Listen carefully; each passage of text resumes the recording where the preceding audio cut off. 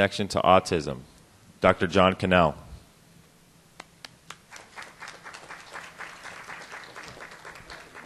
Thank you. Can you hear me? Okay, great. I'm just going to make a few comments about vitamin D before we start. Everybody who takes vitamin D will die. I want you to know that. The question, of course, is when. The best we can hope is it'll do is square off the mortality curve. Right now, the mortality curve is sort of a line down. If you read the obituaries, you see lots of people dying way before their time. Their time is in their 80s or 90s. That's the genetic potential of humans. So what we hope that vitamin D will do is to square that mortality curve off until you live a life of good health until your genetic potential is gone. Secondly, people do not understand the wealth of literature coming out about vitamin D, and they do not understand how it can affect mood, how it can affect breast health, how it can affect prostate, how it can affect diabetes, how it can affect heart disease. The people who don't understand that don't understand the mechanism of action of vitamin D. Vitamin D is not a vitamin. It is not contained in your diet. It never was. It was always made in the skin until we went inside. And when I say made in the skin, I'm talking about exposure to a lot of skin when your shadow is shorter than you are. Okay, you can get tan easily without getting any vitamin D because tans are made by UVA radiation, not UVB. Now, the mechanism of action of vitamin D is ancient. It's been found in 2 million year old organisms. It's a primitive mechanism of action. It goes directly to your genes and it switches them on or off. That's what it does. And there are 1,000 genes, which represent 5% of your genome, that are direct targets of vitamin D. That is, there's nothing else that can turn them on or off except vitamin D. If the gene is in your brain and it's regulating tyrosine hydroxylase, the rate-limiting enzyme for all the brain monoamines, then when you take vitamin D, you may well feel better. If the gene is in the pancreas and it has to do with insulin regulation, it may well affect hyperglycemia or diabetes. If it's in the prostate, it will affect prostate disease. There are 36 different tissues where vitamin D binds. So that's why vitamin D is involved in so many diseases. If you want to keep up with it, the best way to keep up with it I'm aware of is to go to the Vitamin D Council's website. Just Google Vitamin D Council. 90% of what we have on the website is free. But if you want to keep up with the current studies, every day there's a new study. There's a very simple blog for $5 a month, and you can, in 3 or 4 paragraphs, keep up with the latest research in vitamin D. Again, the Vitamin D Council, just blog it. Or if you Google vitamin D, we're the 4th or 5th down there. The second thing I want to point out is that steroid hormones, these things that work by turning genes on and off, they all, with the exception of one, all can be made de novo in the body.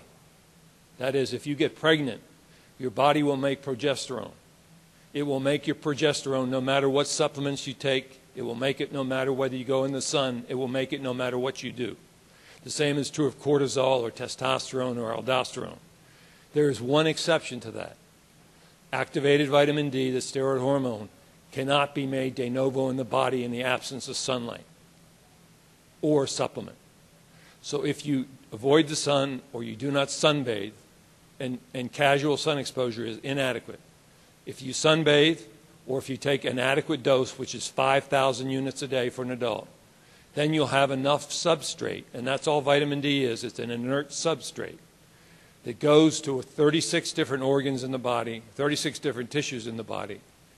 And if that tissue needs activated vitamin D, it takes the building block and it makes it for its own needs. And it regulates it inside the cell, called an autocrine function of vitamin D. If it doesn't need the building block, it passes it by and the vitamin D is either stored or excreted.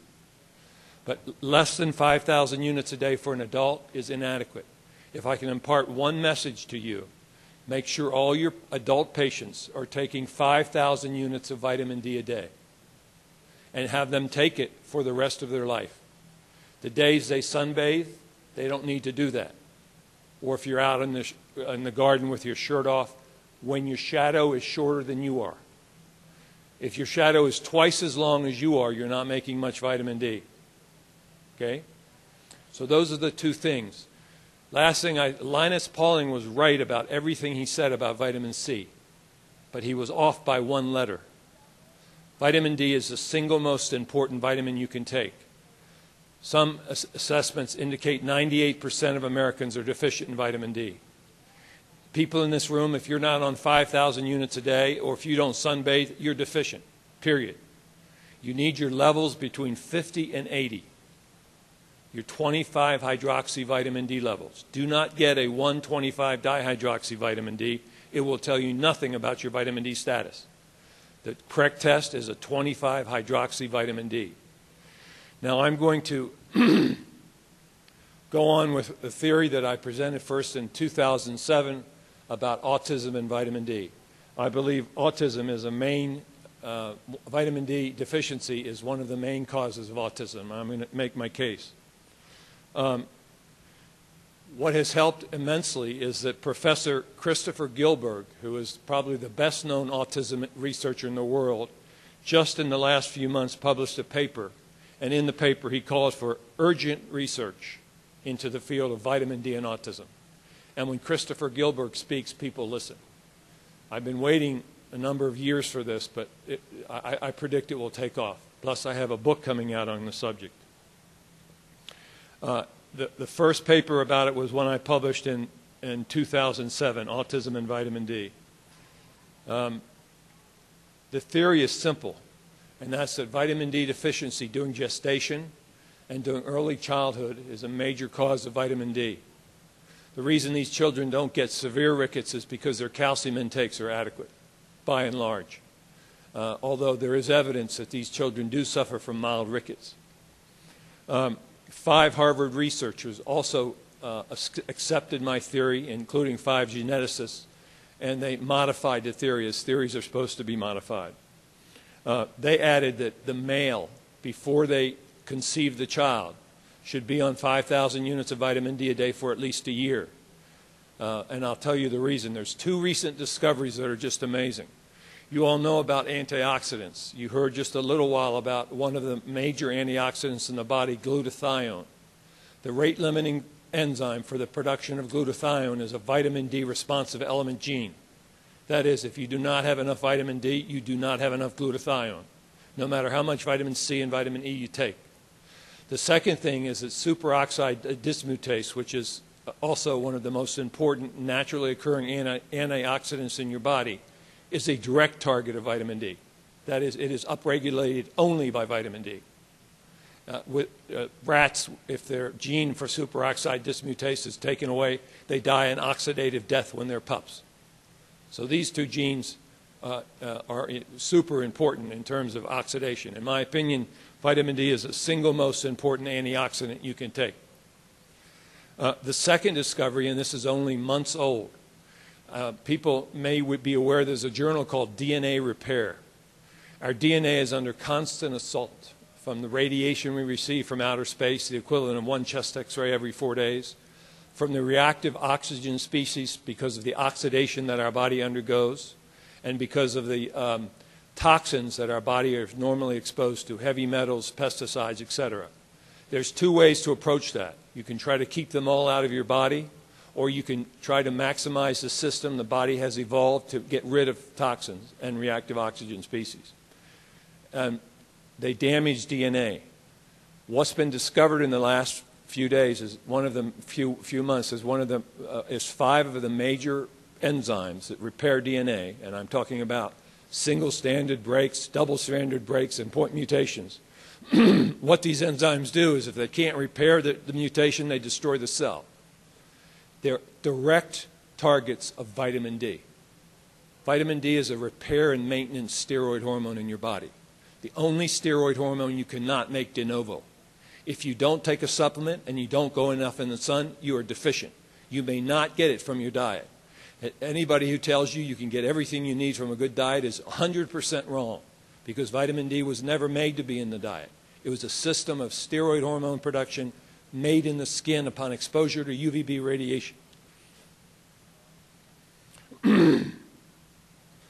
There is a principle in medical theorizing called parsimony. That's if you have 10 different facts and 10 different theories, you're not brilliant. My Springer Spaniel can come up with 10 different theories for 10 different facts. The trick is to have one theory that explains all the facts. Now, vitamin D explains so many facts about autism that it meets the criteria of parsimony. Here's something about ultraviolet light. Here's how it works in the skin. This is interesting. If you wear no clothing, this is how much vitamin D you make in a suntan parlor. If you wear summer clothing and sunscreen, this is how much vitamin D you make in a suntan parlor. So one of the things we've done is we've added sunscreen, and we have dramatically reduced the amount of vitamin D we make compared to somebody who sunbathes. That's why I say casual sun exposure and any kind of sun exposure with sunblock on is useless. Stay inside. And you can see the differences in the autumn and the spring. This is new to the human brain. The human brain has never experienced this before. In the 30s and 40s, the U.S. government put out pamphlets on how to properly sunbathe your child, including infants. If you put your infant out in the sun these days, you might be arrested for child abuse. But this is new to the human brain. It's only occurred in the last 30 years and fits very well with the incredible rise in the incidence of autism.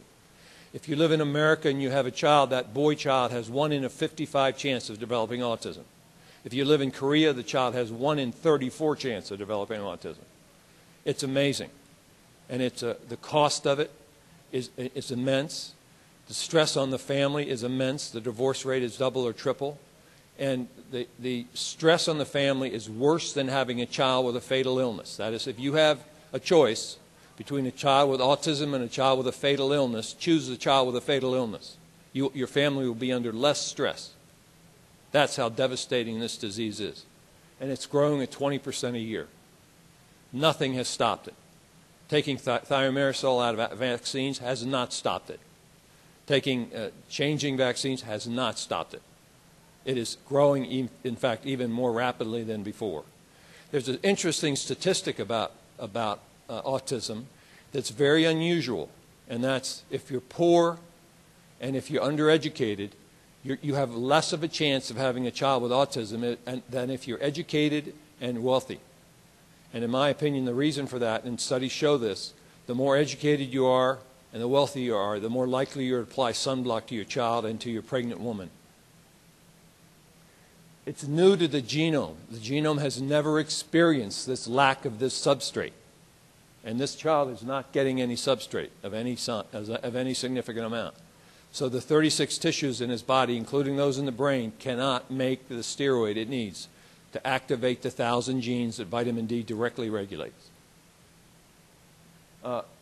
It's as if there's unplanned gigantic study that occurred in the world, especially in the United States. Let's stop sun production in the skin and see what happens. Let's take away vitamin D and see what happens. That's what we did. What we should have done is said, okay, we're going to take away sun, but we need to supply the vitamin D that the sun was otherwise making. We simply forgot to do that. When I was young, I believed in conspiracies. As I get older, I realize it's simple incompetence. The doctors that did this did not do it out of conspiracy. They did it out of incompetence. They just didn't think about it. And the effect now is that some studies show 98% of Americans have vitamin D levels lower than 40 at some time in the season. One of the facts that I learned in medical school that made a big impression on me is that human breast milk has no vitamin D in it. How could that be as we were evolving? Were we supposed to take newborn infants and put them in the fields where the saber-toothed tigers could eat them? No, we were supposed to take newborn infants and swaddle them away in caves where they'd be protected. So vitamin D had to have been in breast milk at some time. But it's not in breast milk anymore, and the reason is simple. The reason is simple is because the mothers are deficient in vitamin D. If you give the mothers 5,000 units of vitamin D a day, their breast milk becomes a rich source of vitamin D, enough to maintain the infant they're suckling. If you breastfeed and you do not take 5,000 units of vitamin D, you must give your child vitamin D. It's almost all the cases of rickets in this country are breastfed infants, African American, who are not given vitamin D.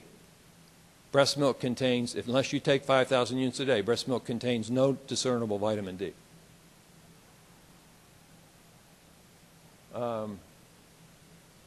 There was a recent Institute of Medicine report that indicated you need what I consider homeopathic doses of vitamin D. The report has internal consistencies. For example, it says that a 400-pound NFL lineman needs the same amount of vitamin D as a 1-year-old child. It makes just no sense physiologically. So what's happened in the last 20 to 30 years is new to human experience. We've never avoided the sun like we did. It's never happened before. Now, I'm not going to go over the clinical signs of autism. When you see it, you'll know what it is. They're very unusual children. There's different kinds of autism. There's lots of different beliefs about autism. Epigenetics seems to be involved in there's nothing quite as epigenetic as vitamin D because it works directly on the genome and it's inherited, which is the definition of epigenetics. That is, the machinery that you metabolize vitamin D with is inherited. That's why some people will take 5,000 units a day and only get a level of 30.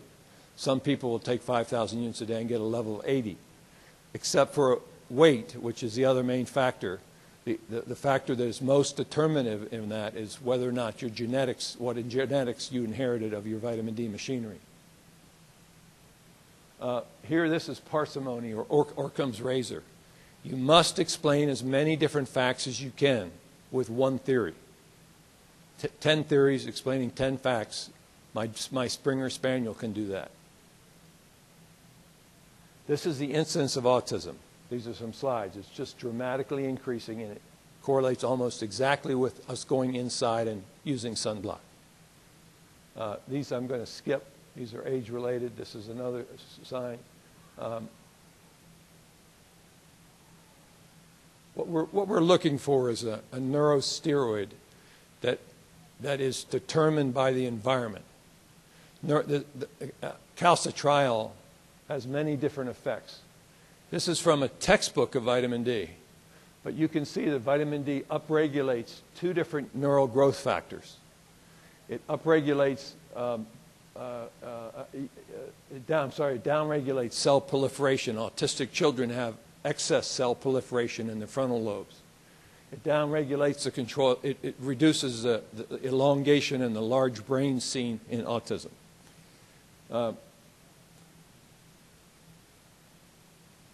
There are 3 studies so far. All of them show that autistic children are vitamin D deficient, and I'm talking about levels lower than 20.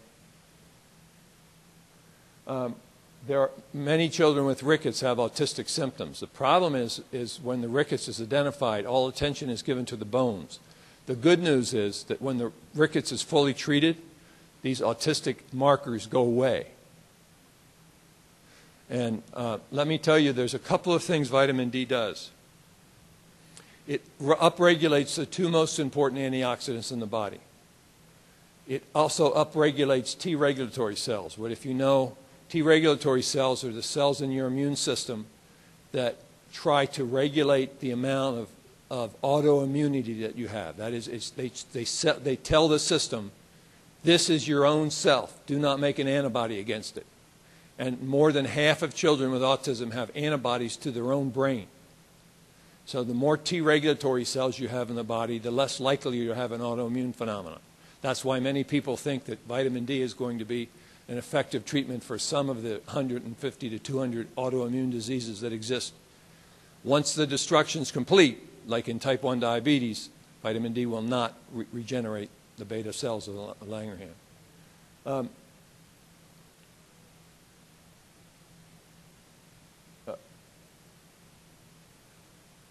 I knew I was right when I came across the Williams syndrome. The Williams syndrome is very unusual for reasons that are not clear. These children's brains are bathed in incredible levels of vitamin D when they're in utero and when they're young children, both activated vitamin D and regular vitamin D. And they have been known for 50 years as having the unautistic personality. That is, it's a natural experiment that occurred. And what happens when children have high levels of vitamin D in their brain? And the answer is they develop very outgoing personalities that are very social. In fact, they get in problems because they make friends with strangers so easy. They make great eye contact. They have the typical obsessive mannerisms of autistic children. So when you look at the opposite, high levels of vitamin D, you get a personality that is the unautistic personality, the opposite of autism. Interestingly, did you know that mothers who consume more cold water fatty fish have less autistic markers in their children than mothers who consume none of these fish? That is despite the mercury in the fish. You would think the mercury in the fish is going to make these children worse. Fish consumption actually improves their autistic markers. The reason, I think, is because fish, cold water fatty fish, not farm-raised salmon, by the way, only wild-caught salmon, has significant amounts of vitamin D in it. I'm going to skip that, but this is a study from the Lancet that shows that when you give regular multivitamins, nonverbal IQ increases significantly. Perhaps it's the vitamin D. No one knows. Children with autism have abnormal bones. You know, the bones are like a straw, and the cortex is the outer layer of the straw. Children with autism, when tested at 8, have thinner cortices than do children without autism, indicating that sometime in their life they were vitamin D deficient. Clinical symptoms of autism may occur around the age of weaning. When I first thought about this, I was in a mall, and I looked at these toddlers, and I looked what they were drinking. And they were drinking my favorite junk food, which is 100% pure natural fruit juice. Okay? Paleolithic man did not drink fruit juice. Ate fruits, but it didn't drink fruit juice. Fruit juice is loaded with fructose, has no vitamin D in it at all, and no other nutrients. The generation before this was weaned on cow's milk, which was supplemented with vitamin D. Keep that in mind. Now we see children weaned on fruit juice. Do not do it. Wean them on cow's milk. Or keep them on formula if you can afford it, until they're eating a diet rich in fish, and then they're put on vitamin D. Remember, you have to take vitamin D or go in the sun at all ages. Pregnant women should take 5,000 units of vitamin D in the first trimester, and then go up to 6,000 units of vitamin D, 5,000 for themselves and 1,000 for their infant. We talked about that. Drugs, by the way, like anticonvulsants that lower levels of vitamin D increase the risk of autism. Now, do you see how all these facts all lead to one theory? They're all these divergent facts, but they can all be explained by one theory. That's called parsimony. Seizures are more common in autism, and vitamin D will reduce seizures. There are 3 or 4 studies about that. If you have patients with seizures, get their levels up to 80. There's a seasonality of autism that's not well known. There's a case report and then some reports of riding camps in the summer camps around lakes, and these children's symptoms seem to improve. And if you ask parents closely if they allow their child out in the summer without sunblock, ask them, is your child better in September or February? And you'll be amazed how many parents say, you know, my child is better in September than he is in February. It's in February when he can't sleep and has the meltdowns and the mannerisms come back, etc. And here's a case report, same thing. You can see in the summer a number of symptoms of autism disappeared. This is a Japanese study. So there's a seasonality to autism if the child goes outside without sunblock. If the child goes outside with sunblock or doesn't go outside, then there will be no seasonality to autism. Latitude is the same thing. The further away you are from the equator, at least in one study, the more likely to have a child with autism. In fact, around the equator, many of the countries don't even have a word for autism. Somalia is a good example.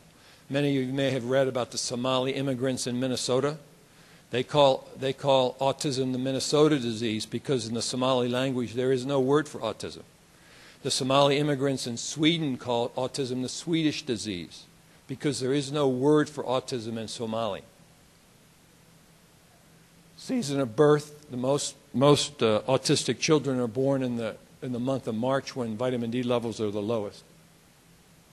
Here's a good example of that. This is the seasonality of vitamin D. It's how much vitamin D you can make depends upon what latitude you live at. If you live north of Atlanta, you get what's called a vitamin D winter. That is, there are months, sometimes 6 months of the year, where you can't make any vitamin D at all because the solar zenith angle, the altitude of the sun, is too low for the sunlight to penetrate the ozone in the atmosphere. So that's why there's so much more vitamin D made in the summer than in the winter. There's an urban-rural gradient to autism, just like rickets. If you're in the country, you have less of a chance of having a child with autism than you live in the city. And that's very similar to rickets. Big cities, because of pollution and because of large buildings, block out sunlight. Air pollution does the same thing. Of course, it's easy to say it's the pollution causing the autism. But the vitamin D theory says that air pollution, which dramatically reduces UVB radiation in the atmosphere, is the cause of that fact. Clouds and rain are associated with autism. There's a study done at Vanderbilt University that showed in the 3 western states along the coast that the incidence of autism was significantly higher in the cloudy and rainy areas than it was in the sunny areas.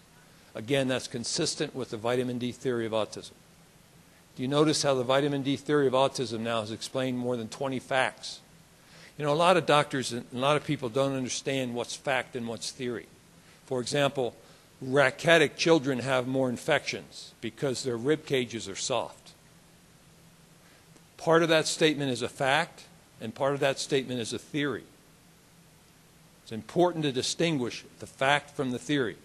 It is true, it's true that rachitic children have more infections, but it looks like the reason it is because vitamin D upregulates a gene called cathelicidin, which is one of the most potent natural antimicrobial peptides your body makes. The same is true with heart attacks in the winter. You may have heard more heart attacks in the winter because of the cold air. And that's part fact and part theory. There are more heart attacks in the winter, significantly more. But vitamin D levels are lowest in the winter, and in my opinion, that's the reason there are more heart attacks in the winter. That's a theory, though, although there's a lot of evidence to support it. Closely spaced pregnancies are associated with autism. Closely spaced pregnancies drain the woman of vital nutrients, one of them being vitamin D. Again, consistent with the vitamin D theory of autism. Prenatal vitamins and autism. Mothers of children with autism were less likely to report taking prenatal vitamins. Prenatal vitamins have a little bit of vitamin D in them, enough to prevent a few cases of autism. Prenatal vitamins should have 5,000 units of vitamin D in them.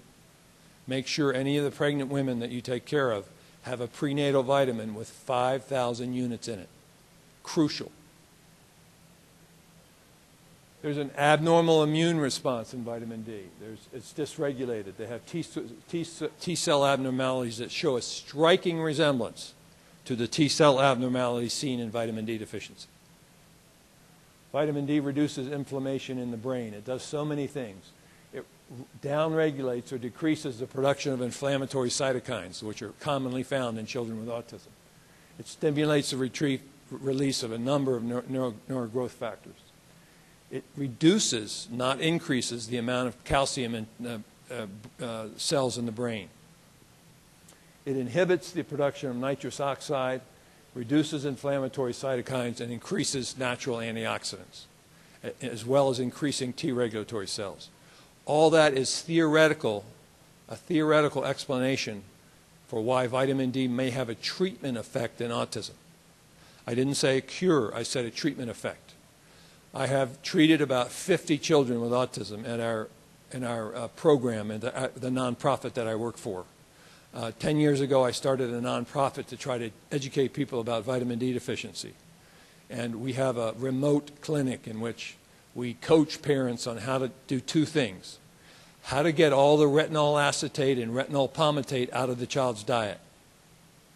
So that means no cod liver oil, no vitamin A supplements, and no multivitamins with retinol acetate or retinol palmitate, no preformed retinols. The reason is because they interact with vitamin D at the vitamin D receptor site and block the actions of vitamin D. The problem with vitamin A in developed countries is totally different than the problem with vitamin A in undeveloped countries. So when you read literature about vitamin A, you have to be aware of what country you're talking about. If you're in Botswana, the problem is widespread vitamin A deficiency. If you're in the United States, the problem is widespread low-grade vitamin A toxicity. And I wrote a paper with 17 nutrition experts about this, including Walter Willett at Harvard, and they all agree there's widespread vitamin A toxicity in the United States. There's way too much fortification in the food. The body's way of making vitamin A is simple. They take carotenoids or beta-carotene, and if you need any more preformed retinol, cells in the intestine will make it from the vegetables. If you don't need any more preformed retinol, they will not make it. That's the regulatory system. But if you dump preformed retinol into the system, you bypass the regulatory control system. And there's no good way of getting rid of vitamin A in the system. The one enzyme that is supposed to do it doesn't do it very well. You can see what's happened to our genome. And you can see where we are today. And you can add sunblock. I know people who get up in the morning, put on sunblock, go to their covered garage, turn on their car, by the window glass in cars, block out all the UVB radiation. You could get a tan and not have any vitamin D in your system. Tanning is a function of UVA, not UVB. Burning is a function of UVB, and vitamin D is a production of UVB. They get out of their car in a covered garage, spend their day at work, and repeat the process. They're much more of a caveman than the cavemen ever were. And this is the levels of people who work, the Canadians in the winter is a good example. 4,000 units a day will give you a level of about 40 nanograms per milliliter. You want to keep your patients above 50. You don't have to go to 90 or 100 or 120. 50 to 80 is fine. More is not necessarily better, except in the case of autism. That the way I treat autism is simple. I eliminate as much preformed retinol as I can from the diet.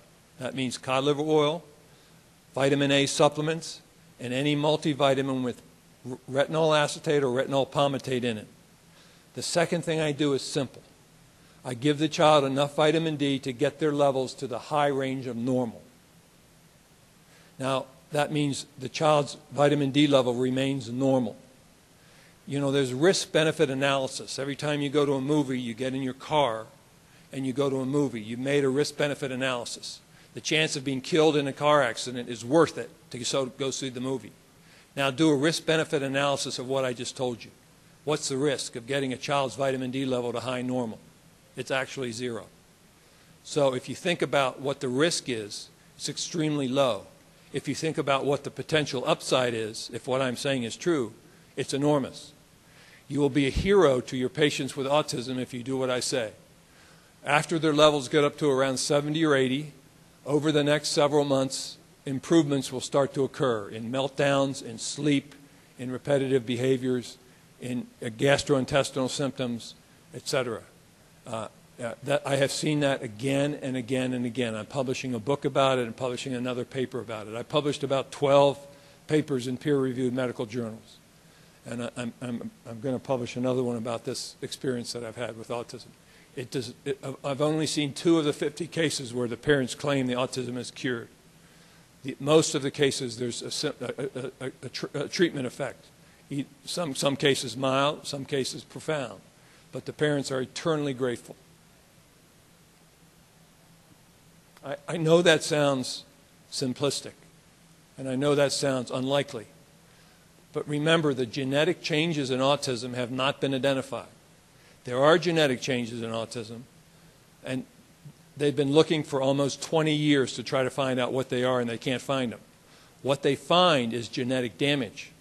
They find point mutations, some double-stranded breaks, and remember, this recent discovery that vitamin D upregulates the proteins that repair those damage means that the genetic changes as seen in autism may be an effect and not a cause.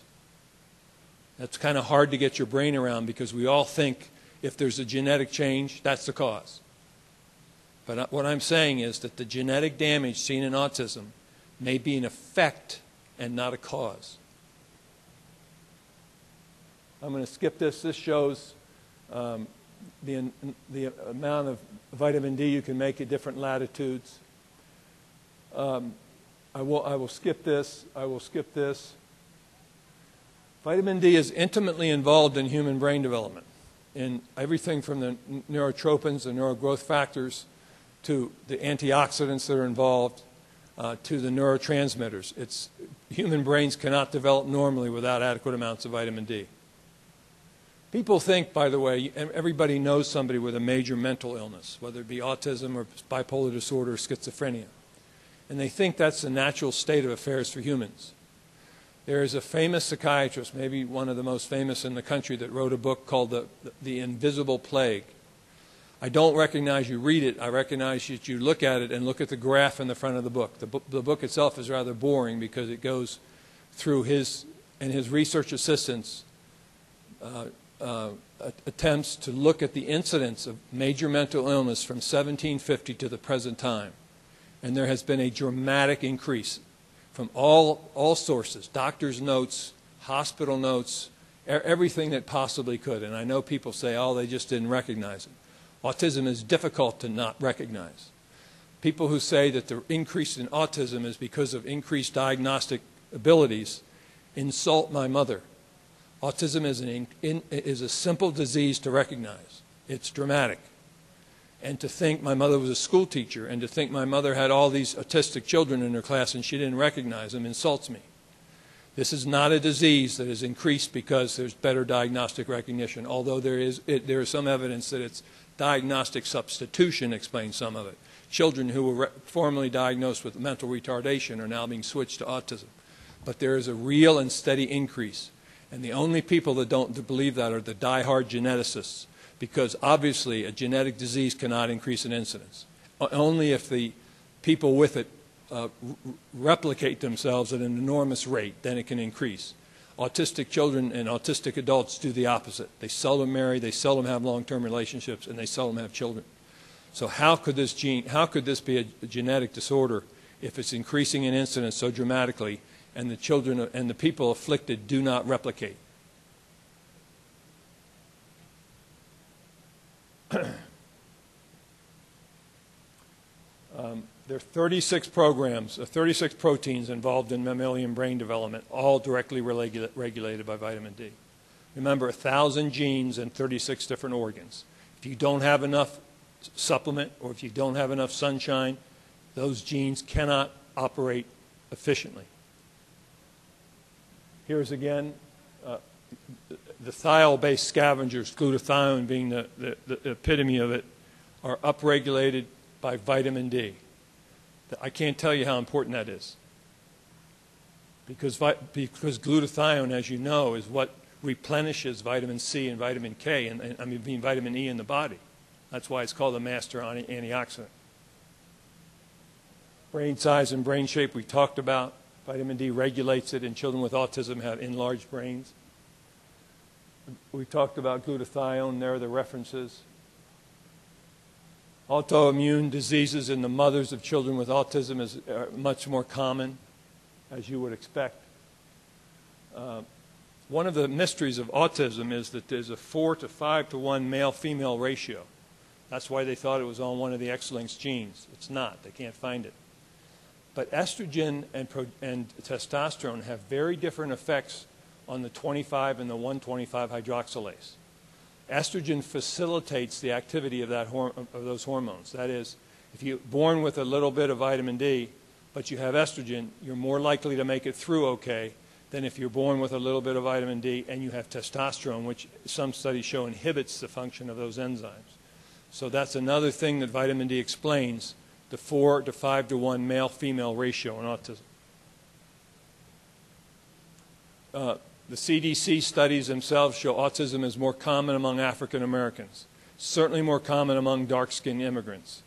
You expect that because African Americans have about half as much vitamin D in their body as whites do.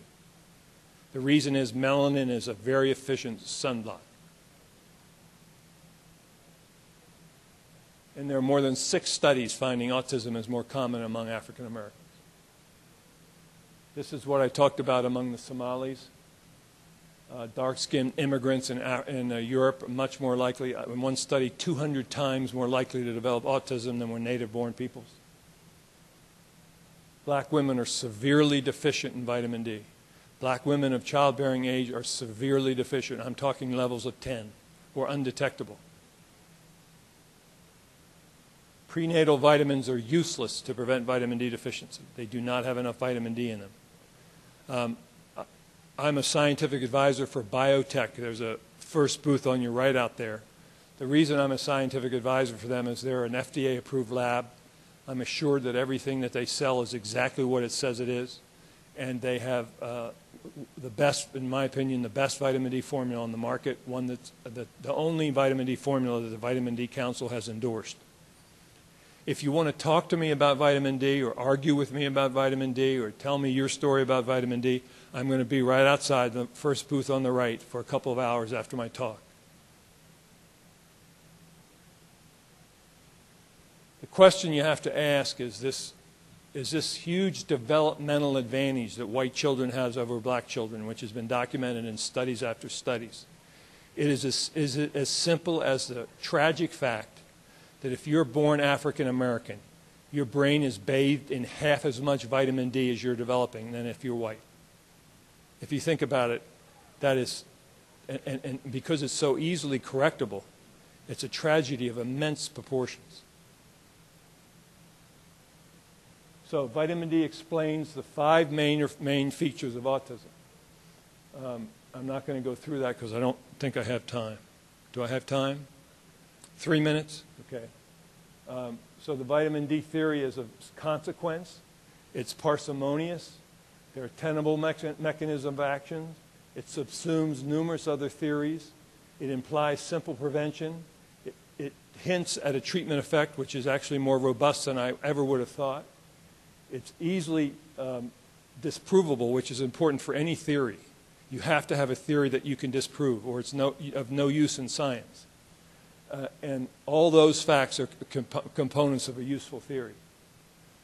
Ideal blood levels are unknown, but there was a recent study that was remarkable. The Dutch researchers went to Tanzania, right on the equator, and they found a hunter-gatherer tribe, wore very little clothes, ate bugs off the ground, tubers, fruits, onions, fish, etc. They moved their camp every day. In other words, they lived the life of primitive man. Remember, we spent 2 million years evolving our genome. And what they wanted to know is, what is a natural vitamin D level? Somehow they talked these hunter-gatherers who have very limited experience with white men. They talked them into giving them their blood. Can you imagine the thoughts going through the mind of the hunter-gatherers? You want to do what? You want to take my blood for what?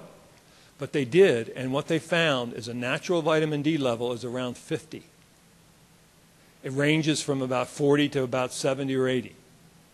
This is very important because you can wash some vitamin D off your skin by bathing, especially with soap. These people don't bathe, and they are exposed to the sunlight all day long.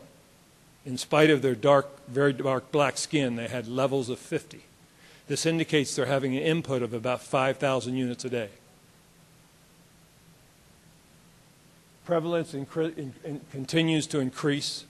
This is going to swamp the society unless we do something about it. Autism is a major, major public health problem. The expenses are immense. I've talked to you about that. And there's one other thing about this theory that upsets doctors in particular. It implies that to some extent it's iatrogenic. That is, it's caused by the medical profession. And there's no more serious charge you can level against a physician as primum non nocere. First, do no harm. And when they told people to avoid the sun The doctors forgot to say you need to take a compensatory amount of vitamin D to make up for it. And that mistake may have led to the incidence of autism. Not entirely, but to a large extent. The other great contributing factor are video games. Go to a community where there are lots of children on a Saturday afternoon. See if they're out there playing hopscotch or baseball or hide and seek. They're inside playing video games. More and more of our children spend their lives in a cave playing video games. They're severely vitamin D deficient.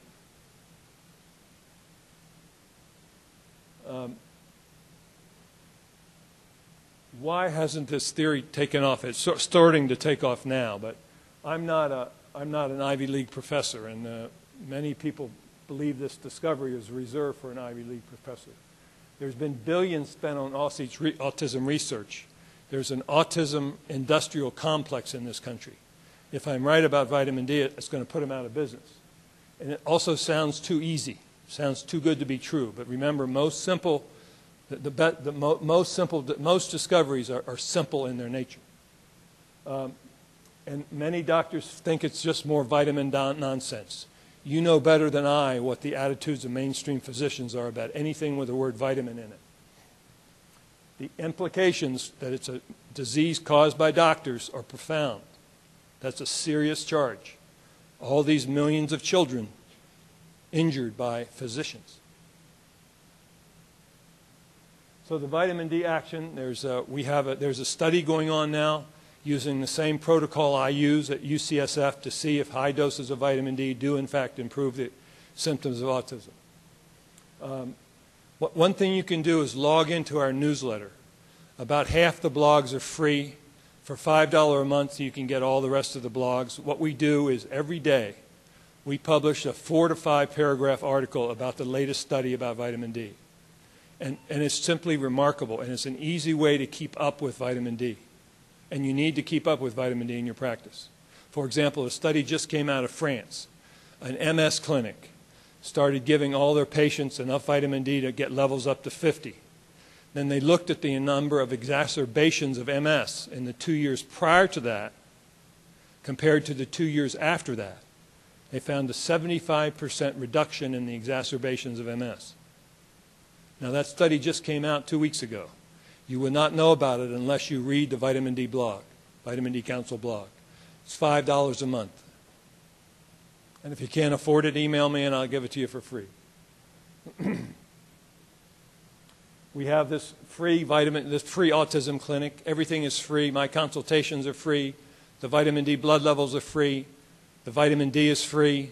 The autism assessment scales are free. It's not a research project. It's a program for a nonprofit. And there's room for enrollment. Again, it's simple. You stop all preformed retinol, and you get the child's vitamin D level up to high normal. That's all you do. Simple. Remember, the key words are retinol acetate and retinol palmitate. Get them out of the child's diet. So check out our organization. There's our phone number. We're a 501c3. About 80% of our funding comes from donations. We're having a fund drive now. We've been in business 10 years.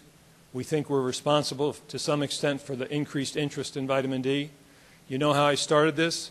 I got an email mining program from a spammer. And I turned the email mining program onto the CDC, the NIH, and all the medical schools in the United States. And I got about 10,000 email addresses, and I started spamming them about vitamin D, all the professors. They didn't like it. A lot of them didn't like it, but I wasn't selling anything, so it's not spamming. And that's how it started. And since then, we've grown to a newsletter list of almost 50,000. We've got about 5,000 followers on Facebook. Just Google Vitamin D Council. Or just Google vitamin D and look down and we're the 4th or 5th that'll come up. Okay, thank you very much.